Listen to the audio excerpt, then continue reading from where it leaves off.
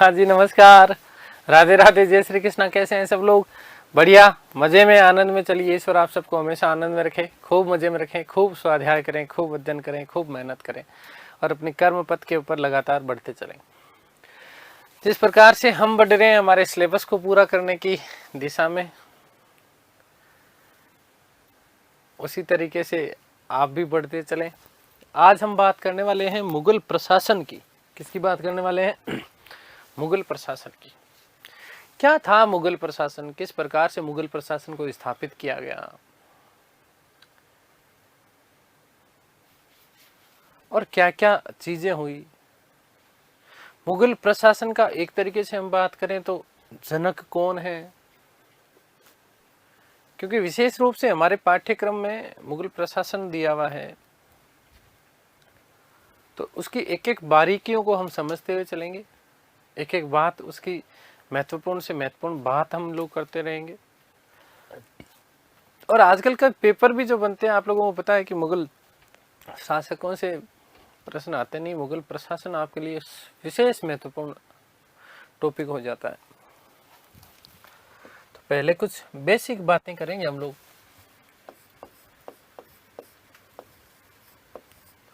मुगल प्रशासन,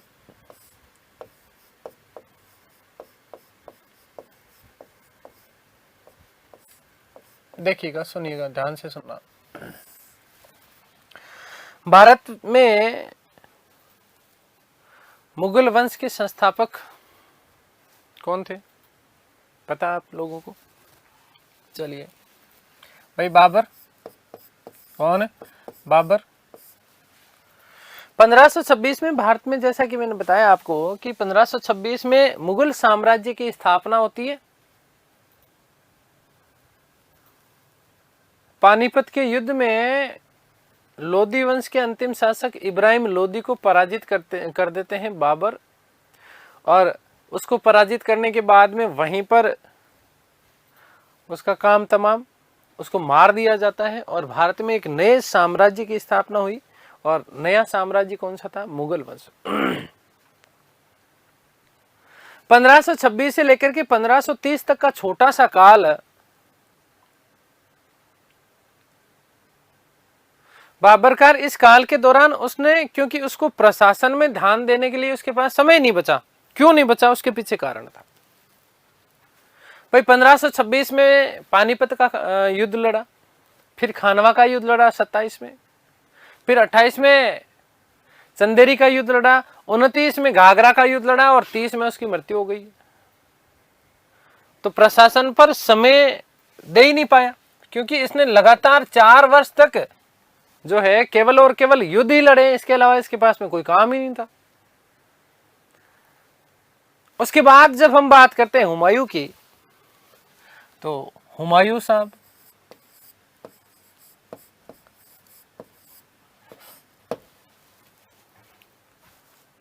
क्योंकि लगातार बाबर युद्ध लड़ता रहा, इसलिए हुमायूं के पास में भी चीजों को संगठित करने का समय नहीं मिला।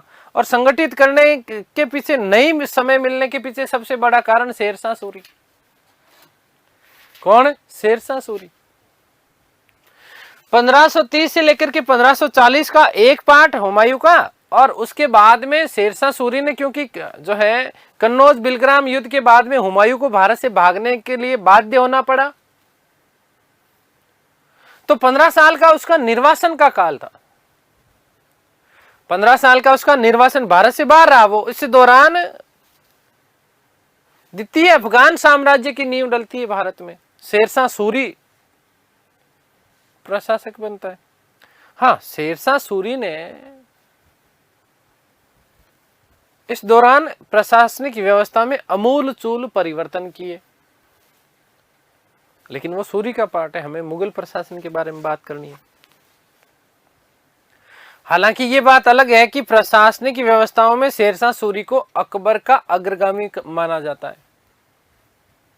अकबर का अग्रगामी माना जाता है, क्योंकि ये वही व्यवस्थाएं थी जिनको अकबर ने आगे थोड़ा सा बढ़ा दिया।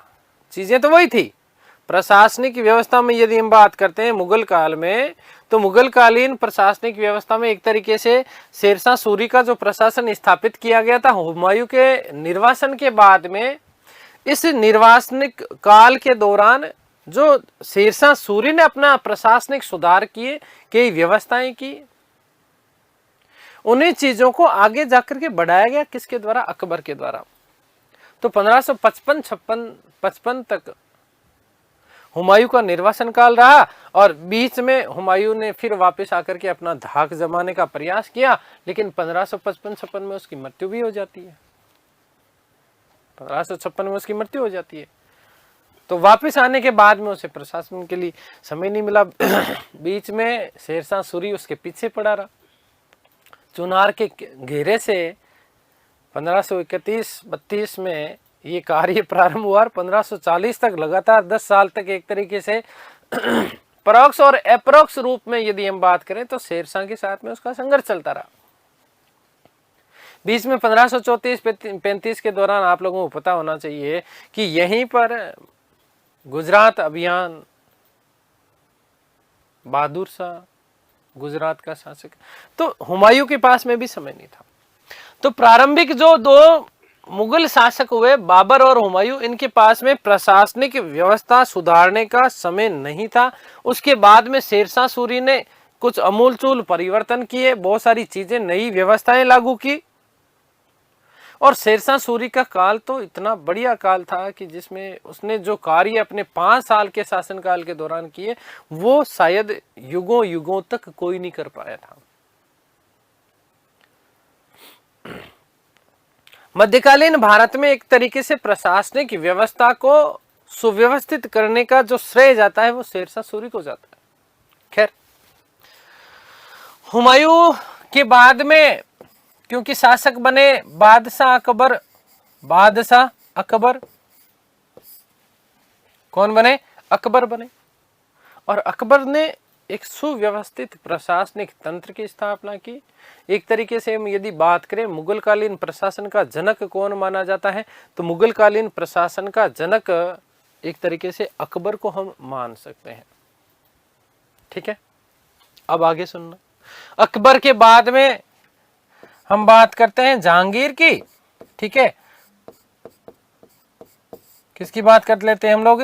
जहांगीर की। तो इसी अकबर के द्वारा जो प्रशासनिक व्यवस्थाएं थी उनको फिर आगे बढ़ाने का ही कार्य किया गया। जहांगीर के बाद हम बात कर लेते हैं शाहजहां की। किसकी बात कर लेते हैं? शाहजहां की। ठीक है, तो याद रखना कि शाहजहां का तो शासनकाल का जो समय है वो मुगल कालीन स्थापत्य कला का स्वर्णिम युग है। मुगल कालीन स्थापत्य कला का स्वर्णिम युग है। और इधर जहांगीर की यदि हम बात करें तो चित्रकला का स्वर्णिम युग है। मुगल कालीन चित्रकला का स्वर्णिम युग है। आगे बात करेंगे हम लोग इन चीजों की, क्योंकि जहांगीर तो इतना भी कहता था कि यदि मेरे सामने मेरे सम्मुख एक कोई चित्र प्रस्तुत कर दिया जाए तो उस चित्र के प्रत्येक भाग को यदि किसी अलग अलग चित्रकार ने भी बनाया है तो मैं उस प्रत्येक भाग को देख करके ये भी बता सकता हूं कि ये भाग कौन से चित्रकार के द्वारा चित्रित किया गया है। तो इतना महान व्यक्ति। इधर हम बात करें तो फिर शाहजहां के बाद में आपको पता है औरंगजेब। शाहजहां के बाद में कौन है? औरंगजेब। और यही औरंगजेब के समय से तो मुगल काल का वैसे ही एक तरीके से पतन प्रारंभ हो जाता है। सारी की सारी चीजें धम हो जाती है।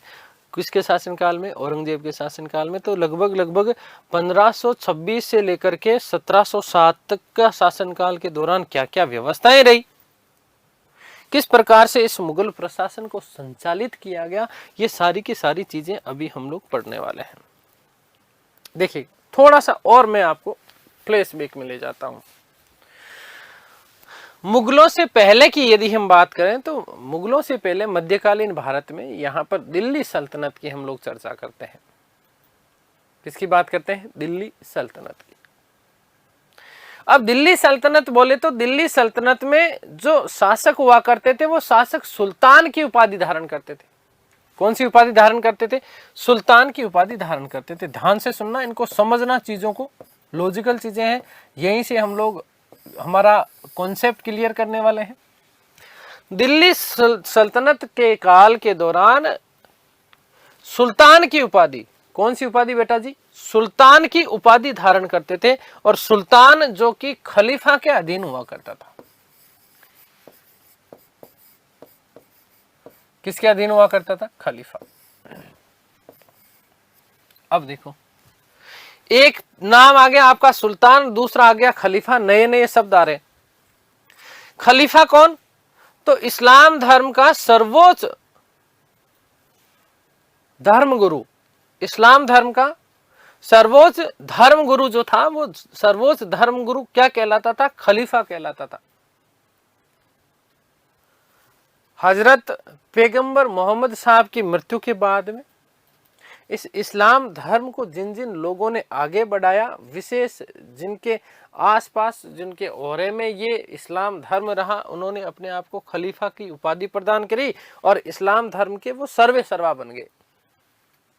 इस्लाम धर्म के वो क्या बन गए थे? सर्वे सर्वे बन गया, और अपने आप को खलीफा कहा। इसी खलीफा के अधीन रहकर के सुल्तान शासन संचालित करते थे। इसी खलीफा के अधीन रहकर के सुल्तान क्या करते थे? बेटा ध्यान से सुनना, समझना इन चीजों को। ये आपका खलीफा का मतलब समझ गए आप? इस्लाम धर्म का सर्वोच्च धार्मिक, है ना, सर्वोच्च जो व्यक्ति है इस्लाम धर्म का, सर्वोच्च धार्मिक गुरु अपने आप को क्या कहता था? खलीफा कहता था।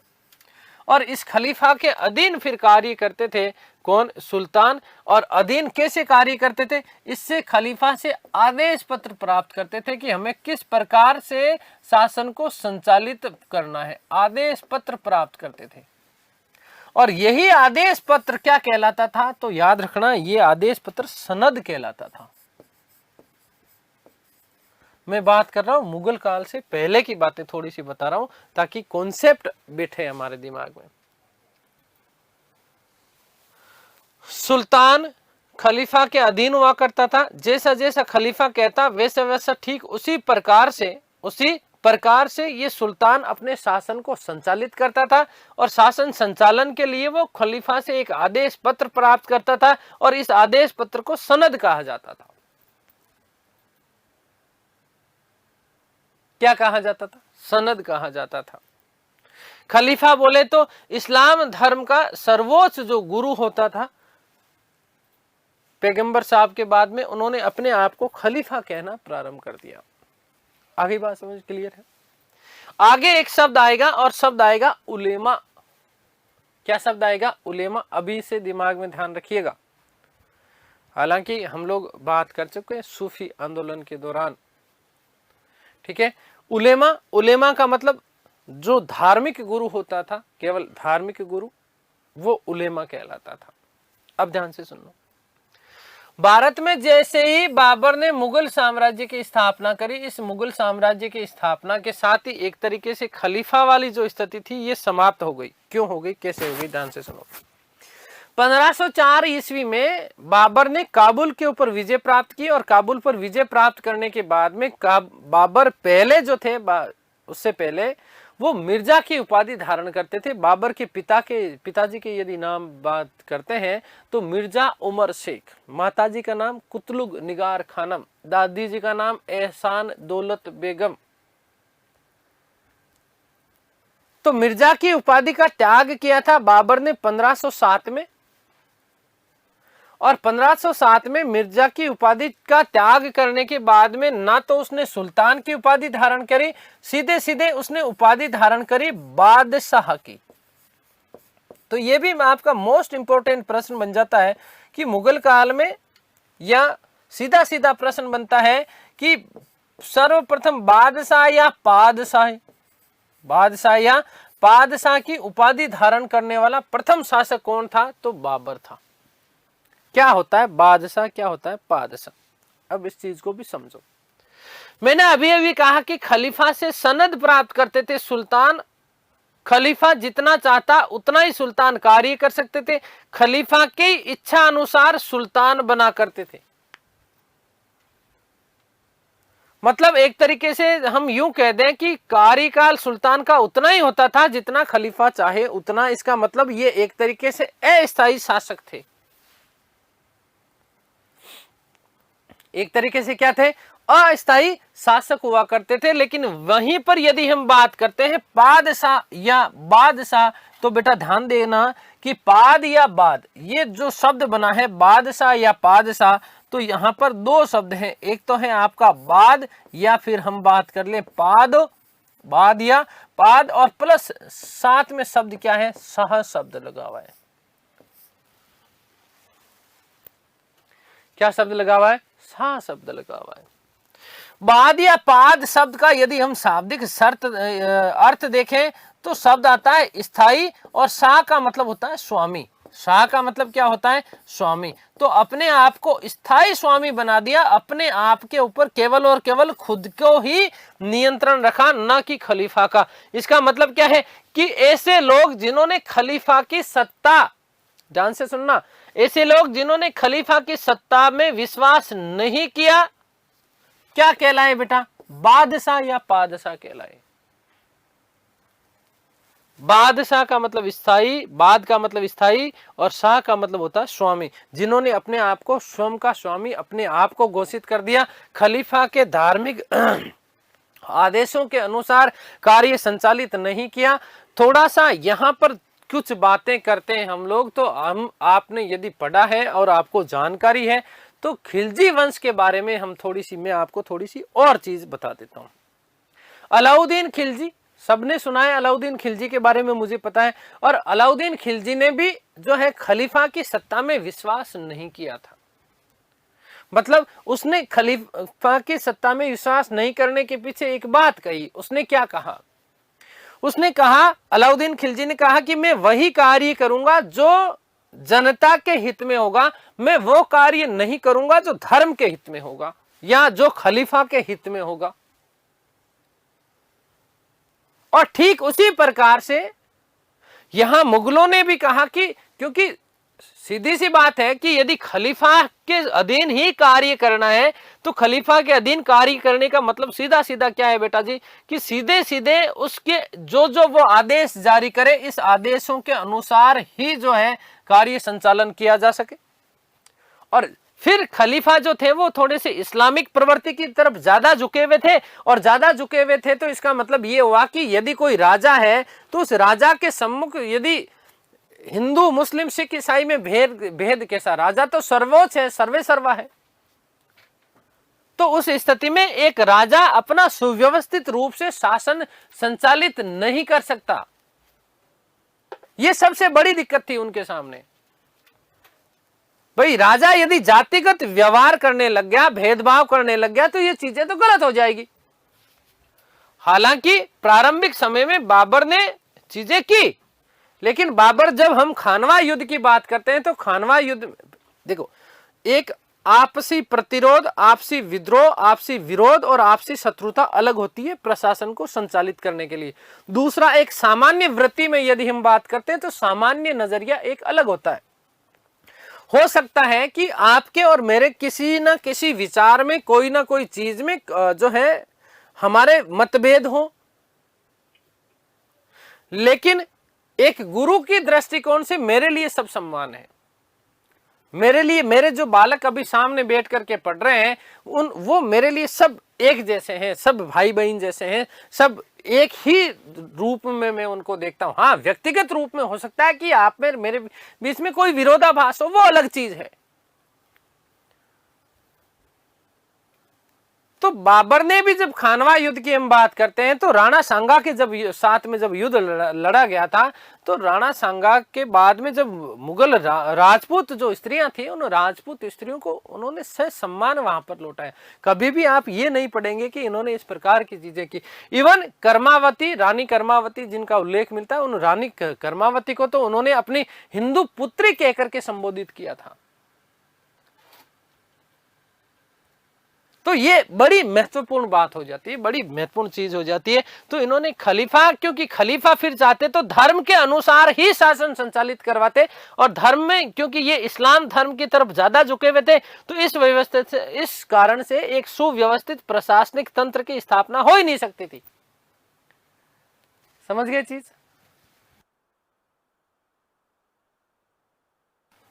तो ये चीजें आपको विशेष रूप से क्या रखनी है बेटा, ध्यान रखनी है।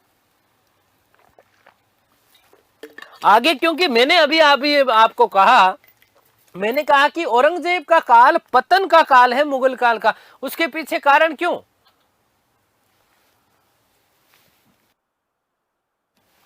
भाई उसके पीछे सबसे बड़ा कारण माना जाता है कि औरंगजेब ने क्या किया, शरीयत के अनुसार तो शासन संचालित किया,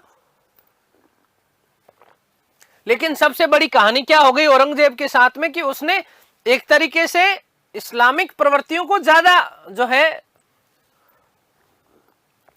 बढ़ावा दिया, हिंदू मंदिरों को तोड़ा। हम बात करेंगे 1669 में जब वो बनारस फरमान के द्वारा भारतीय हिंदू मंदिरों को तोड़ता है।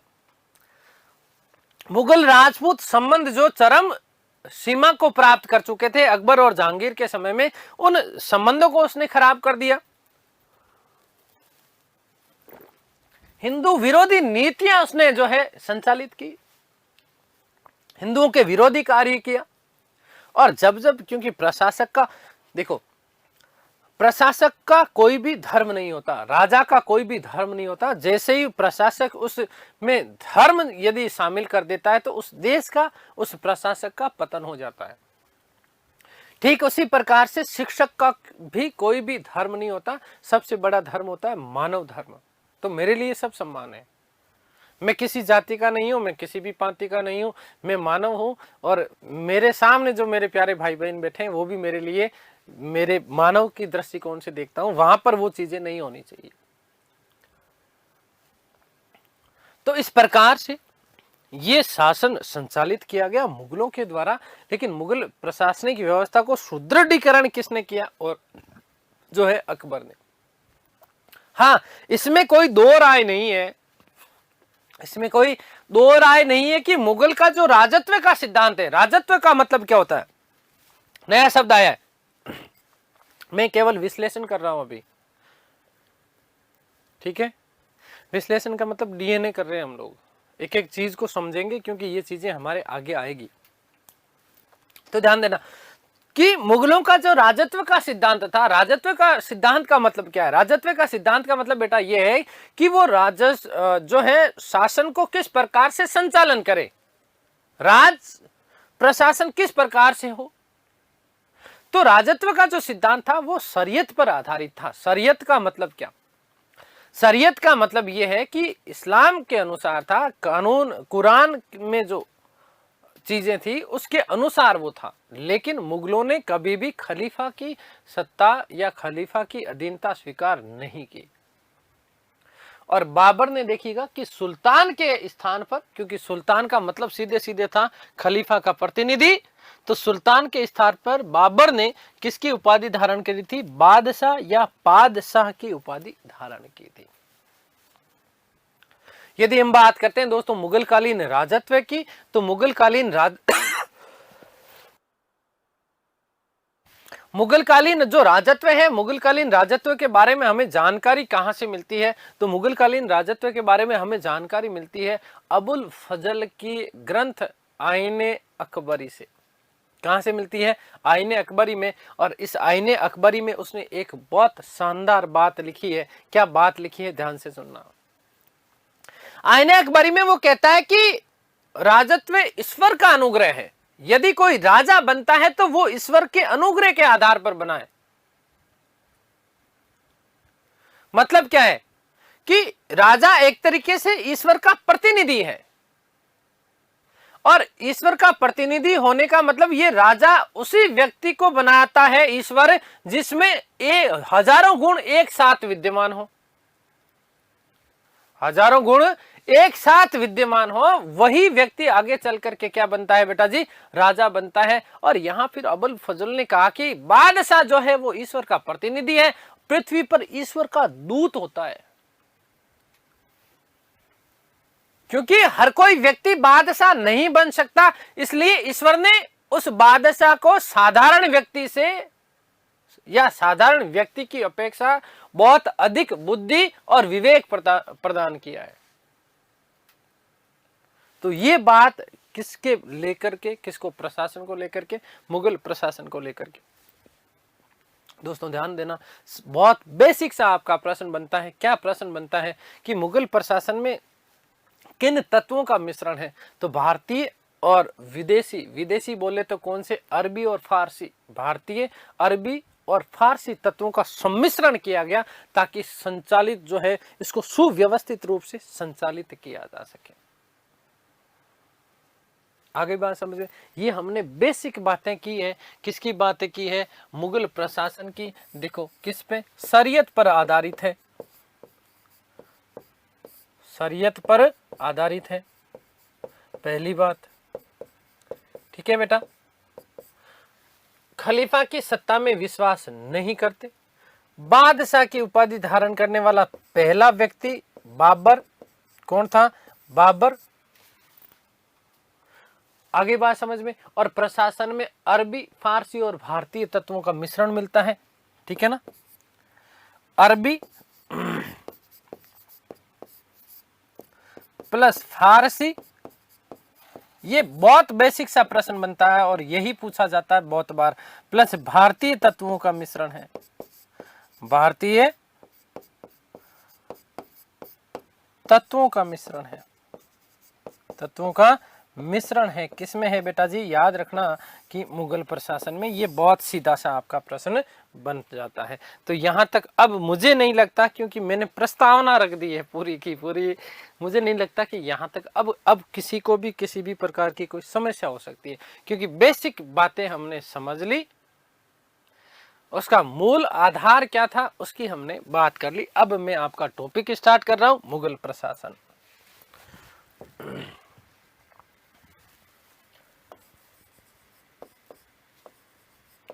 मुगल प्रशासन।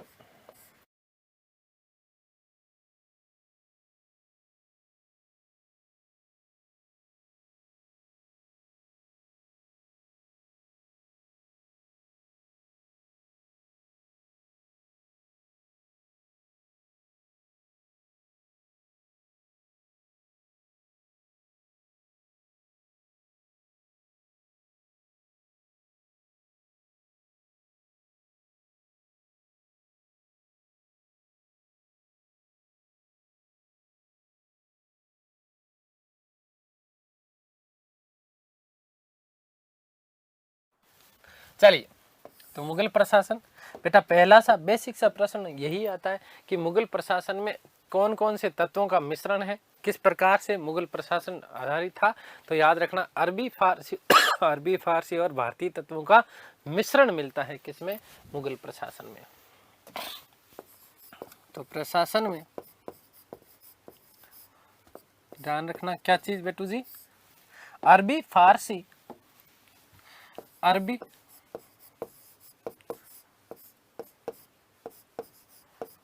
फारसी,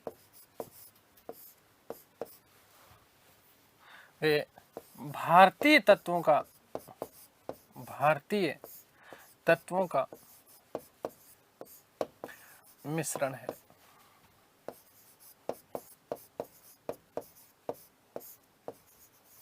पहली बात, ये चीज हमने बहुत अच्छे से समझ ली। ठीक है। अब दूसरी चीज, राजत्व का सिद्धांत। राजत्व का सिद्धांत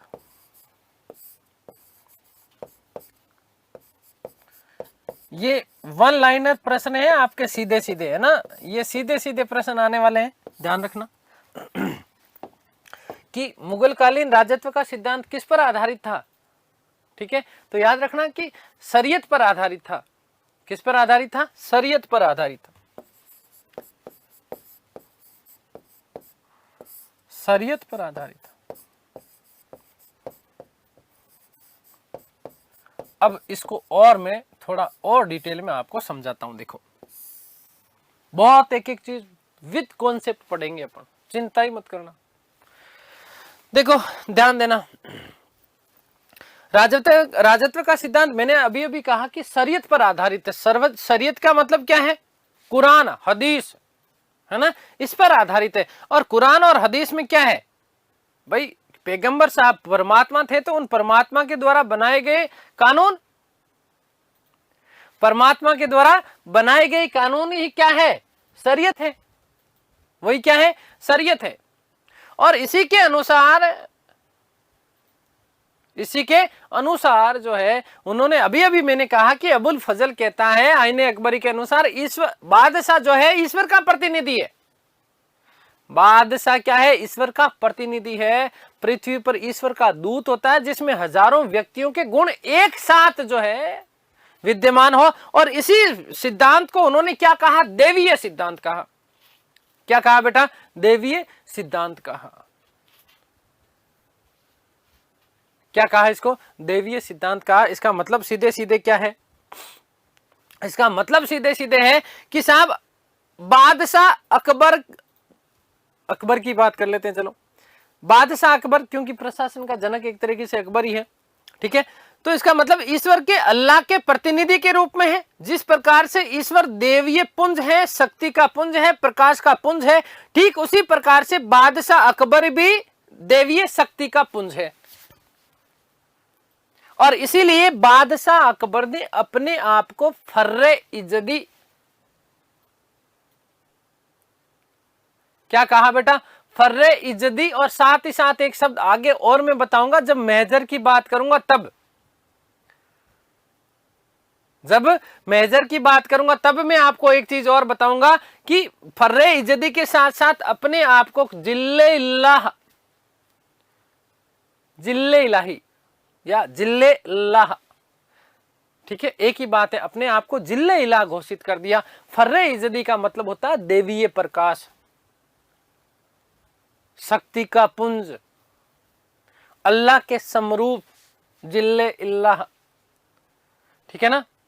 अब वो वेलकम मूवी वाला डायलॉग मत याद रख लेना, ये जिल्ले इलाही है ना। तो ईश्वर जो है वो देवता के प्रतिनिधि के रूप में आता है। राजत्व का सिद्धांत किस पर आधारित था? शरीयत पर आधारित था। शरीयत पर आधारित, शरीयत का मतलब क्या है? परमात्मा के कानून। शरीयत का मतलब क्या है बेटा? परमात्मा के कानून। शरीयत का मतलब क्या है? परमात्मा के कानून।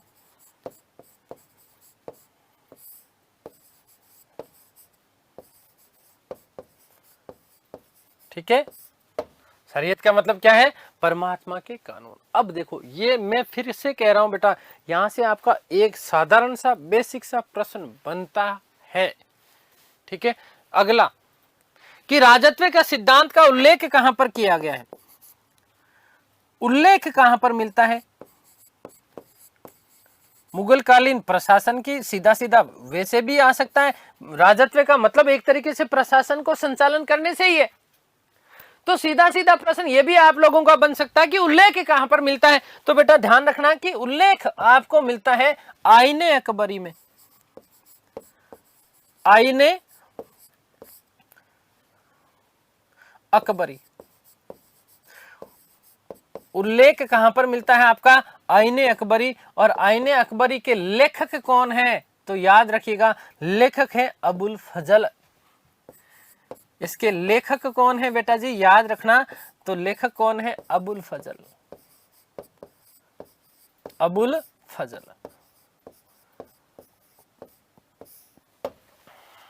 लेखक कौन है? अबुल फजल साहब, ठीक है। तो याद रखना, एक बात मैं लिख रहा हूं कि आईने अकबरी के अनुसार, आईने अकबरी के अनुसार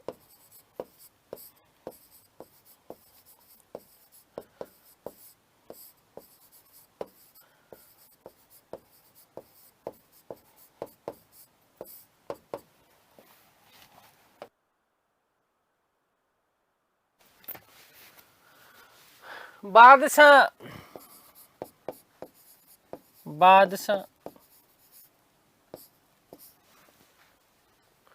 ईश्वर का प्रतिनिधि, ईश्वर का प्रतिनिधि, ईश्वर का प्रतिनिधि तथा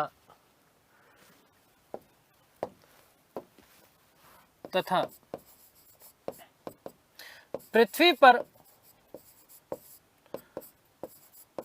ईश्वर का दूत होता है। ईश्वर का दूत होता है। ईश्वर का दूत होता है।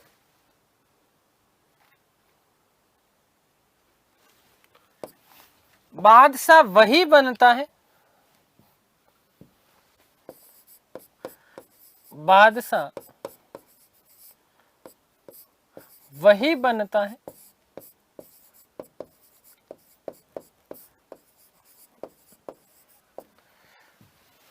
जिसमें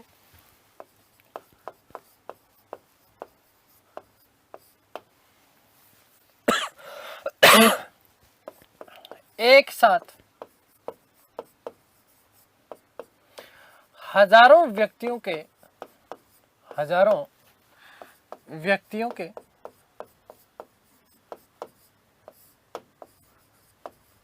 गुण समाहित हो।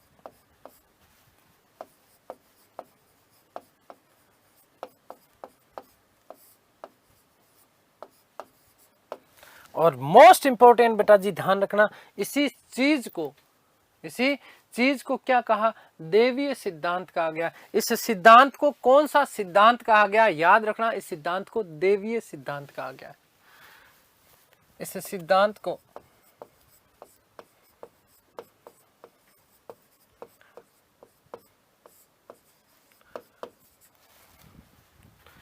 देवीय सिद्धांत कहा गया है।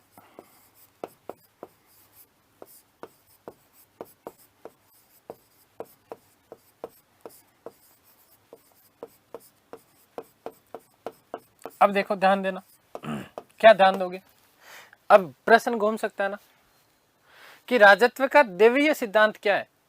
देवीय सिद्धांत का मतलब क्या है? देवीय सिद्धांत का मतलब यह है कि राजा जो है वो देवता के प्रतिनिधि के रूप में, राजा देवता के प्रतिनिधि के रूप में, राजा या बादशाह एक ही बात है ना, राजा ईश्वर के दूत के रूप में। और साधारण व्यक्ति कभी भी राजा नहीं बन सकता।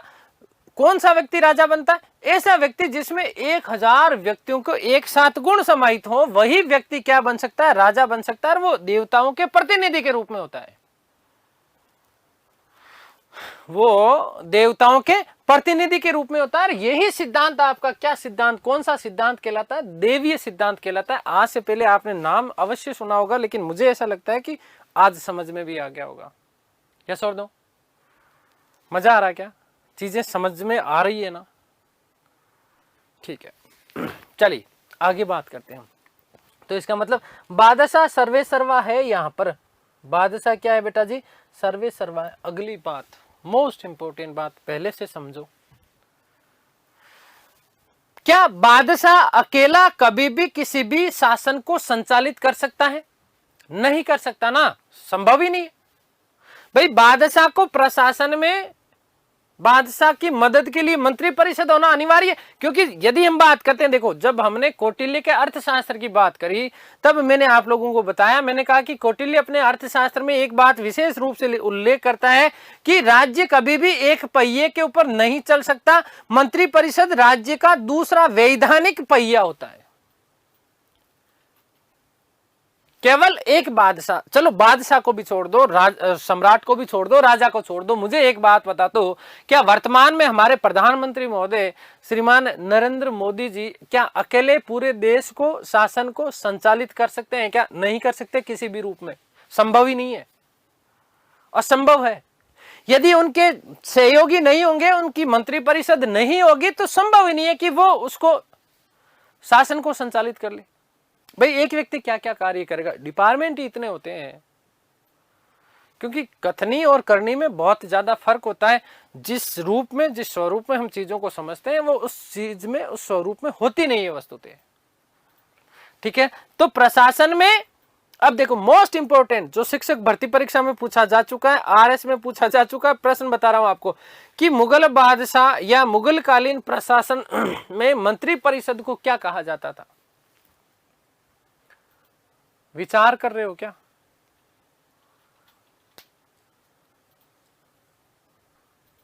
ध्यान देना बेटा जी कि प्रशासन में बादशाह की सहायता हेतु एक मंत्री परिषद हुआ करती थी। और इस मंत्री परिषद को मैंने कहा विचार कर रहे हो क्या? विचार नहीं, वजारत, विजारत क्या कहा जाता है? विचार, विजार, विचार से क्या विजार, जो याद रख लेना कि विजारत,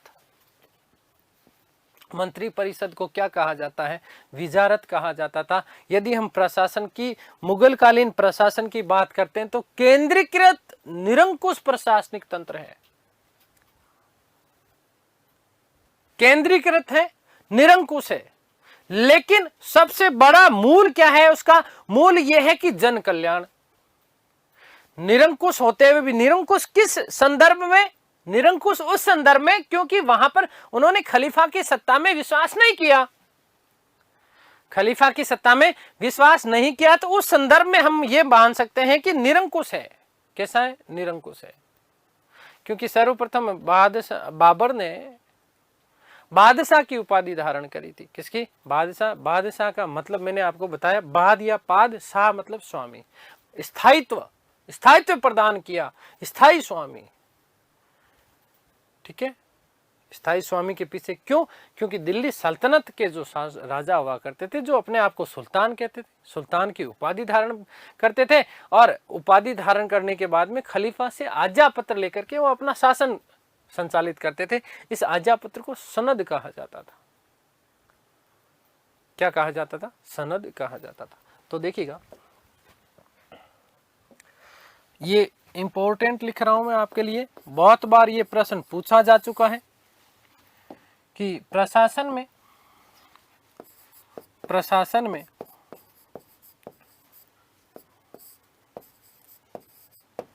बादशाह को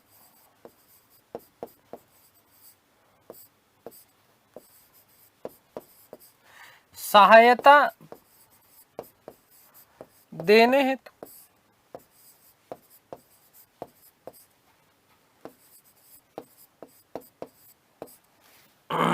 एक मंत्री परिषद होती थी, एक मंत्री परिषद,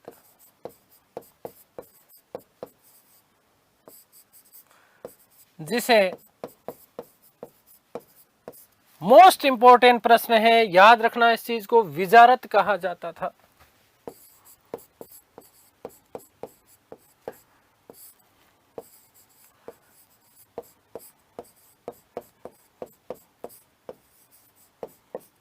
क्या कहा जाता था? विजारत कहा जाता था।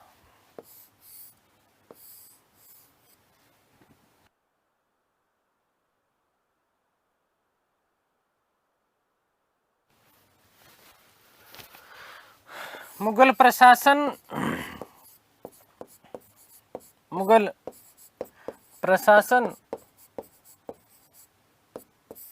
केंद्रीकृत निरंकुश प्रशासन था। केंद्रीकृत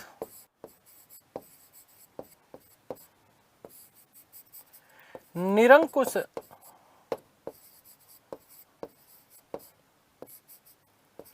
प्रशासन था।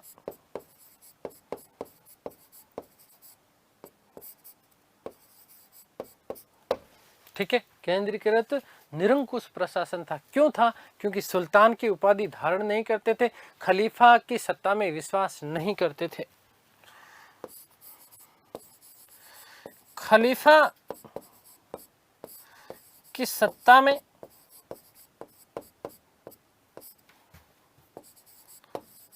विश्वास नहीं।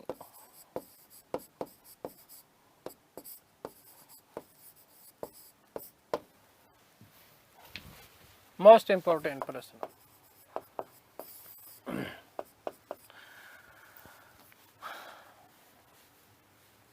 बाबर ने 1507 ईस्वी में, बाबर ने 1507 ईस्वी में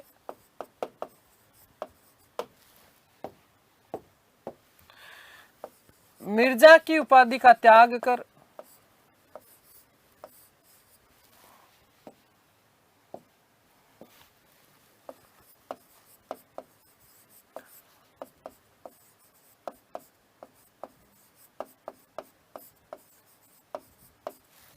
बादशाह या पादशाह,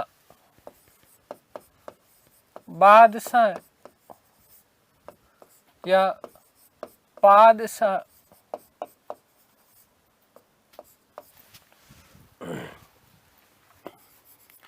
की उपाधि धारण की।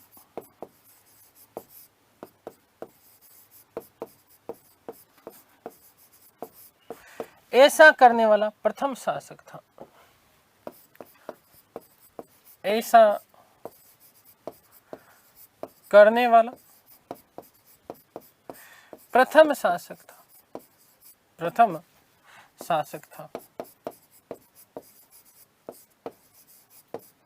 ठीक है, नोट लगा रहा हूं बेटा, एक नोट।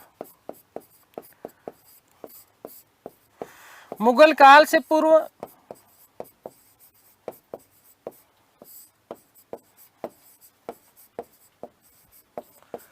दिल्ली सल्तनत काल के दौरान, दिल्ली सल्तनत काल के दौरान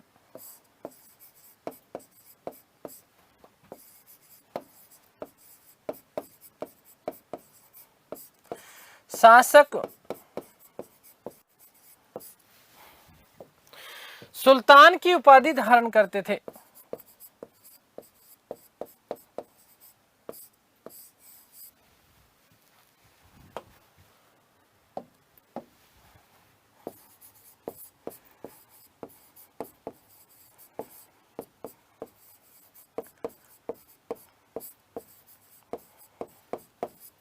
तथा वह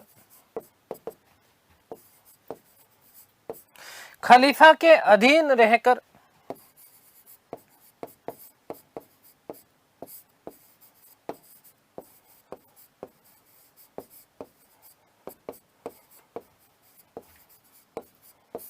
शासन संचालित करते थे।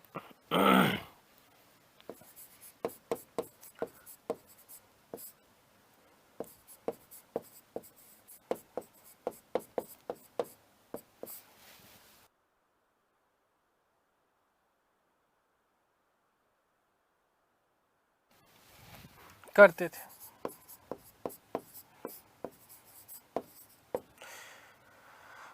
तथा खलीफा से एक आदेश पत्र प्राप्त करते थे।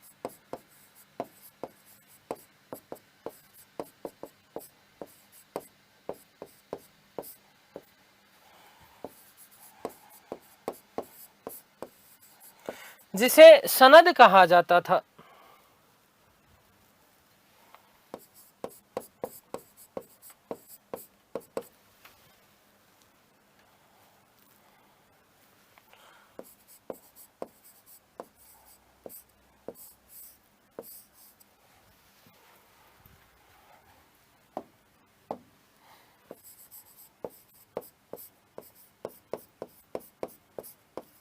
क्या कहा जाता था? सनद कहा जाता था।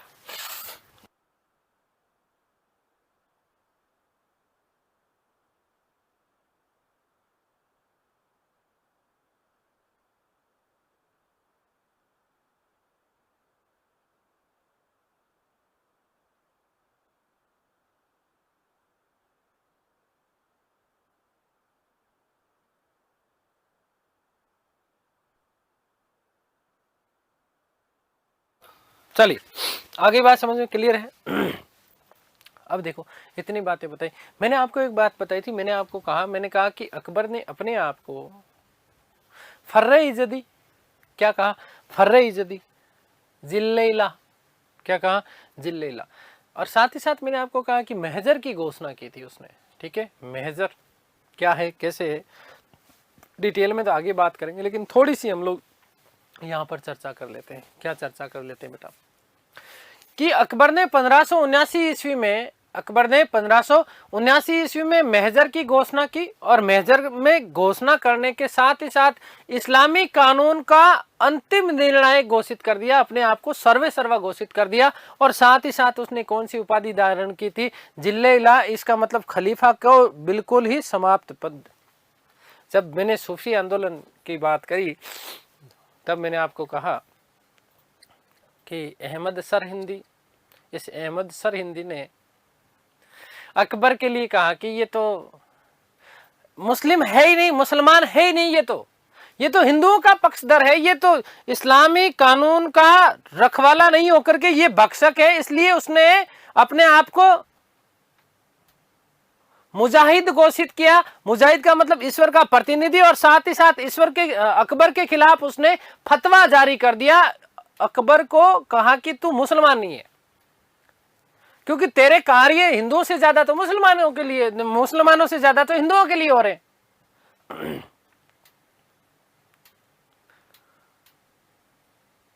भाई हिंदुओं से जजिया कर समाप्त, तीर्थ कर समाप्त, महिला कन्या बाल विवाह के ऊपर,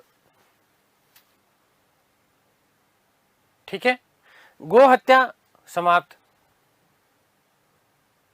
शिक्षा के लिए अलग कार्य।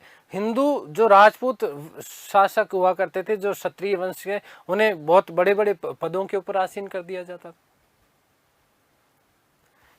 होली, दिवाली, दशहरा, त्योहार, रक्षाबंधन बहुत बड़े उत्साह के साथ में मनाता था। सबसे ज्यादा प्रभावित था हिंदू धर्म से, एक तरीके से बात करें। उसके पीछे कहीं ना कहीं इतिहासकारों ने चीजों को तोड़ मरोड़ के, अब जो भी यथार्थ रहा होगा, है ना कहीं पीछे कारण हरखाबाई, जिसे हम इतिहास में जोधाबाई के नाम से जानते हैं।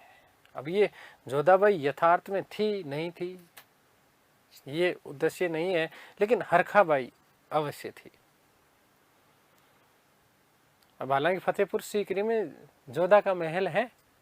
मरियम उज्जमानी मरियम उज्जमानी का आगे पदवी की बात। मरियम उज्जमानी का मतलब ऐसी महिला जो सबसे पहले, जैसे आप शासक हैं, ठीक है, और आपकी ऐसी पहली पत्नी, क्योंकि बहु विवाह होते थे, ऐसा कहा जाता है कि भाई अकबर के शासनकाल में तो हरम में लगभग 16,000 रानियां हुआ करती थी। ऐसी रानी जो सबसे पहले सबसे बड़े उसकी संतान को जो है उत्पन्न करे, उसे मरियम उज्जमानी का जो है उपाधि दी जाती थी। मुझे नहीं लगता है कई लोगों को पता होगा कि मरियम उज्जमानी क्या होता है, लेकिन अब पता लग गया होगा कि ऐसी उसकी रानी जो सबसे पहली संतान को उत्पन्न करे, उस बादशाह की, वो उसे उपाधि दी जाती थी मरियम उज्जमानी। कौन सी उपाधि दी जाती थी? मरियम उज्जमानी,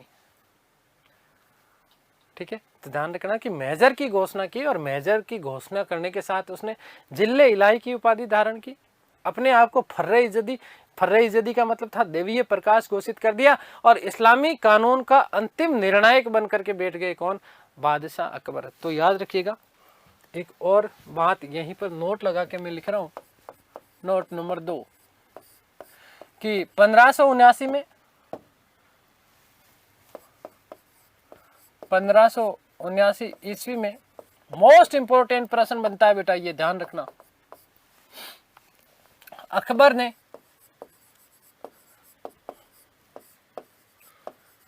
महजर की घोषणा की। महजर की घोषणा कर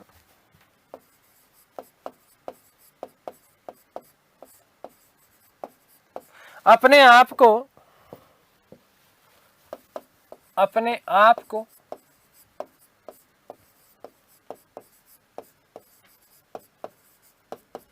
जिल्ले इलाही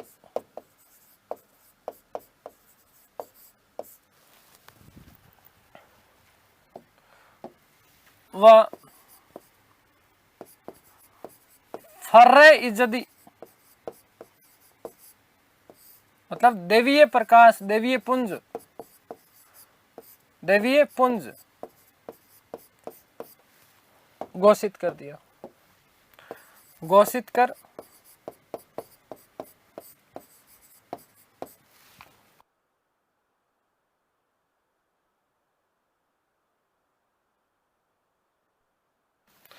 इस्लामी कानून का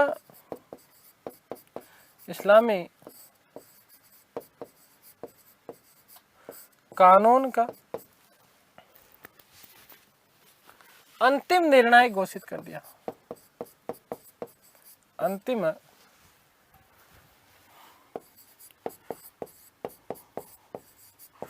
निर्णायक घोषित कर दिया।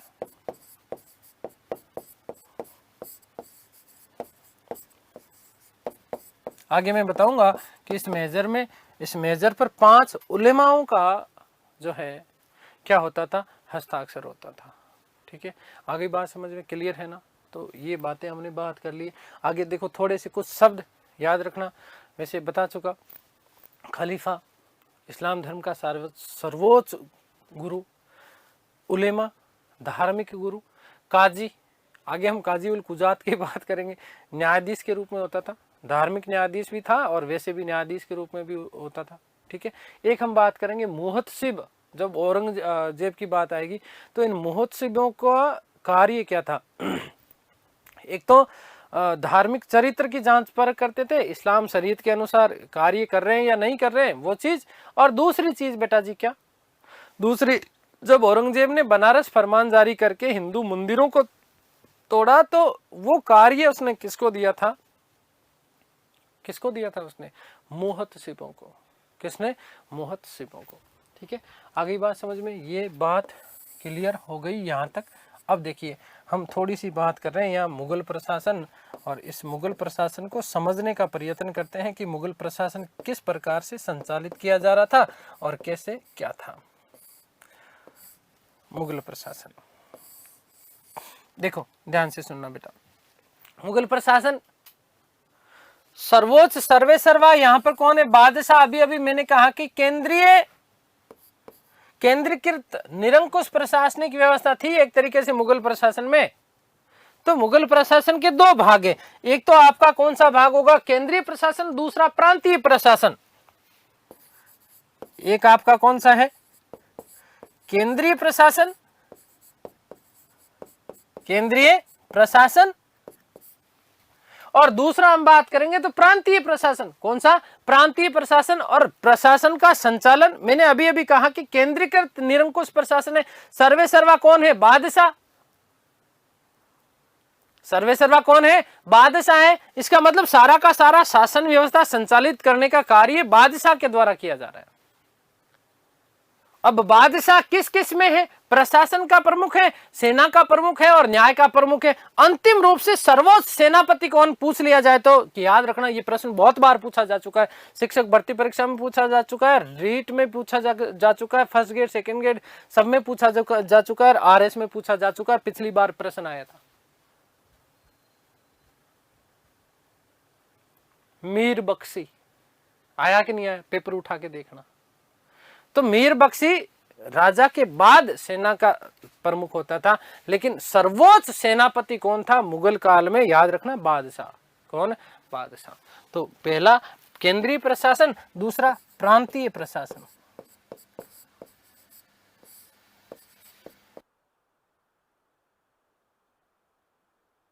बेटा ध्यान रखना कि सर्वोच्च प्रशासक,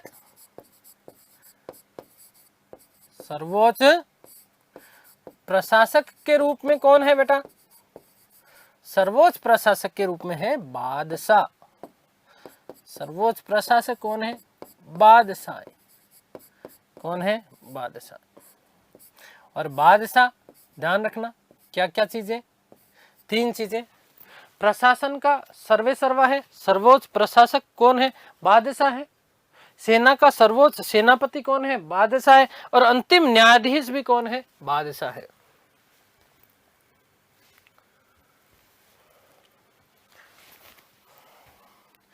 सर्वोच्च प्रशासक, सर्वोच्च प्रशासक है, सर्वोच्च सेनापति है, सर्वोच्च सेनापति, और सर्वोच्च न्यायाधीश। सर्वोच्च न्यायाधीश, सर्वोच्च न्यायाधीश। ठीक है, आगे बात समझ में क्लियर है। आगे हम बात करेंगे केंद्रीय प्रशासन की, जहां केंद्र में सर्वे सर्वा कौन, बादशाह, और उसका मंत्री परिषद। मंत्री परिषद में विशेष रूप से 4 लोगों का उल्लेख मिलता है जो सर्वे सर्वा 4 लोग थे। फिर इसका थोड़ा सा प्रशासनिक इकाई के रूप में विभाजन भी करेंगे, किस प्रकार से प्रशासनिक इकाई था, जिसे मौर्य काल में हमने बात की थी कि प्रांतों में विभाजित था। अब यहाँ पर सूबा, क्या चीज, सूबा। ठीक है, कौन कौन इसके प्रशासक होते थे, कैसे कैसे प्रशासन संचालित किया जाता था, ये सारी की सारी बातें हम हमारी अगली कक्षा में करने वाले हैं। ठीक है, तो ईश्वर से प्रार्थना करता हूँ कि आप सब स्वस्थ रहें, मस्त रहें, तंदुरुस्त, आह्लादित और प्रसन्नचित रहें। सृष्टि की संपूर्ण खुशियाँ आप लोगों को मिले, जल्द से जल्द सफल हो। मिलते हैं हमारी अगली कक्षा में, तब तक के लिए सभी को धन्यवाद, नमस्कार, थैंक यू सो मच।